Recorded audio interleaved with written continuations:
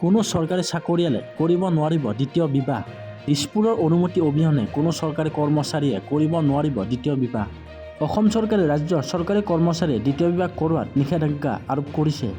এতিয়াৰ পৰা দিছপুৰৰ অনুমতি অবিহনে কৰ্মচাৰীয়ে দ্বিতীয় বিবাহ সম্পন্ন কৰিব নোৱাৰিব। কোনো স্বামীয়ে স্ত্ৰী জীয়াই থকা অৱস্থাত দ্বিতীয় বিয়া কৰাব নোৱাৰিব। পত্নীয়েও স্বামী জীয়াই থকা অৱস্থাত দ্বিতীয় বিবাহ কৰিলে আইনৰ ঔষধ পৰিব লাগিব। চৰকাৰে ৰাজ্যৰ চৰকাৰী কৰ্মচাৰীৰ দ্বিতীয় বিবাহ সন্দৰ্ভত এক নিৰ্দেশনা জাৰি কৰিছে। এই নিৰ্দেশনা উলংঘা কৰিলে কৰ্মচাৰীক বাধ্যতামূলক অৱসৰ দিয়া হ'ব। ইয়াৰ লগতে তেওঁ জৰিমনা ভৰিব লাগিব বুলি চৰকাৰে নিৰ্দেশনা জাৰি কৰিছে।